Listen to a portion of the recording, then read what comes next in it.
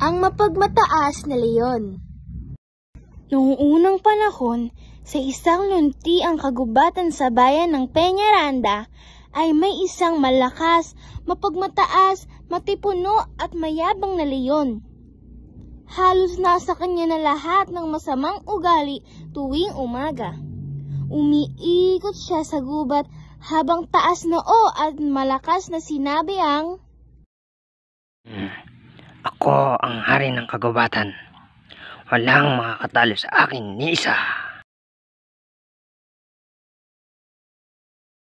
Ayan na! Ang mabangis na leyon! Magtago ka, Kupa, baka makita ka niya.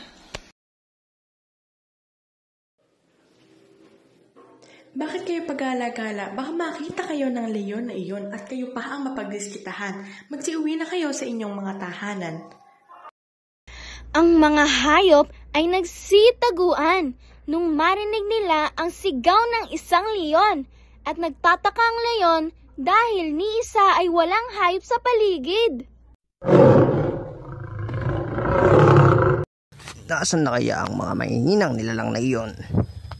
Sila ba'y natatakot na sa akin?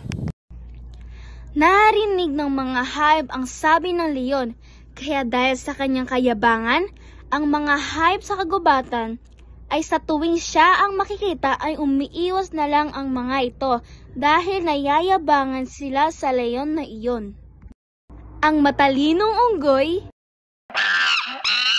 ang malakas na baka, at ang mabait na usa ay palaging nagtatago kapag papalapit ang leyon. Isang araw, habang naglalakad ang leyon sa tabi ng ilog, nakakita siya ng maliit na pagong na dahang-dahang tumatawid. Ang pagong ay isang tahimik, mabait at mapagkumbabang hayop. Hoy, pagong! Kabagal-bagal mo. Kung ako yan, kanina pa ako nakatawid. Umiti lang ang pagong at mahinahong sumagot, Tama ka. Mabagal nga ako. Pero nararating ko pa din ang aking pupuntahan. Napatawa ang leyon. Isa ka lang namamalit na pagong. Kahit ilang taon pa yung lakarin, ay hindi ka makakarating sa iyong paroroonan. Dahil mabagal ka, hindi tulad ko na apakabilis. Sabay talikod at lumakad palayo ang leyon. Narinig iyon nila unggoy, kalabaw at usa. Hindi talaga nagbabago si Leon. Apakayabang pa rin talaga. Balang araw matututo rin siya. Lumipas ang mga araw, lalong naging mayabang leyon. Lahat ng meron siya ay pinagmamayabang, pati ang lakad at sigaw niya ay mayabang na mayabang. Isang gabi, biglang dumating ang malakas na bagyo sa Peñaranda. Bumuhos ang ulan, kumulog at bumaha sa buong kagubatan.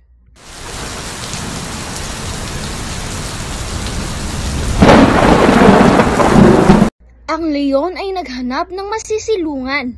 Ngunit dahil sa lakas ng ulan, ang mga lupa ay madudulas. Maya-maya ay nadulas na nga ang leyon at gumulong-gulong sa malalim na bahagi ng ilog.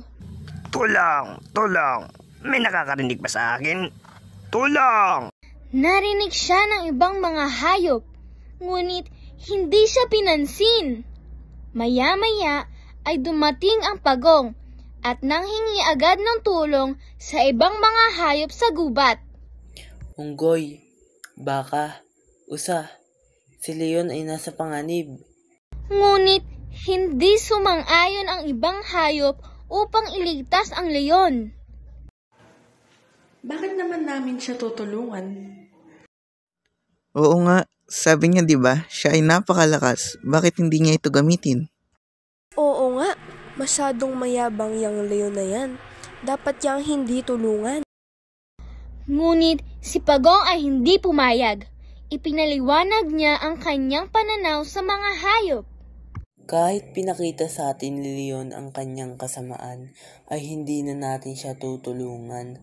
Sa halip na iwanan, ay tulungan natin siya dahil maaari pa rin maging mabuti ang masama.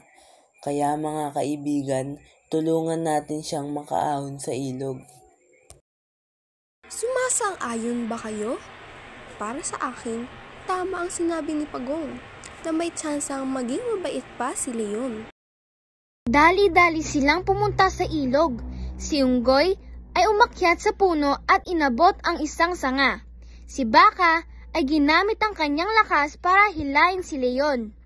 At si Usa ay nagdala ng malaking dahon upang matakpan ang mga sugat ni Leon.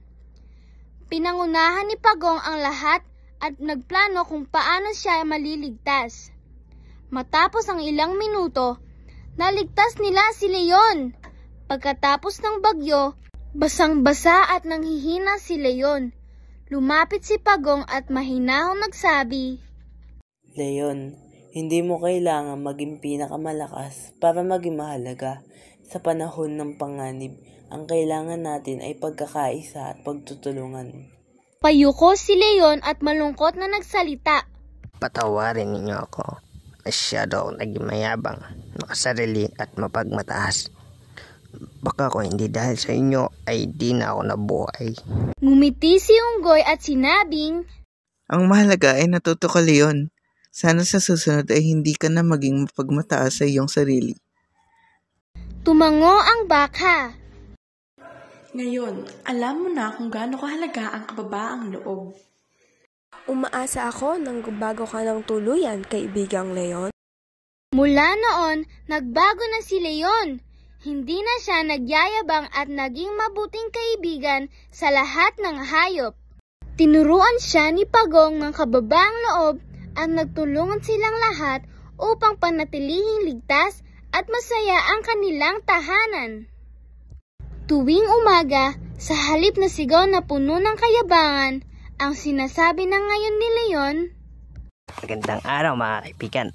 Sama-sama natin pangalagaan ang ating kagubatan. At simula noon, naging tahimik, masaya at nagkakaisa ang lahat ng hayop sa kagubatan ng Peñaranda. Ang kayabangan ay hindi nagdudulot sa atin ng kabutihan, ngunit ang kababaang loob ay nagdadala ng pagkakaibigan, kapayapaan at pagmamahalan.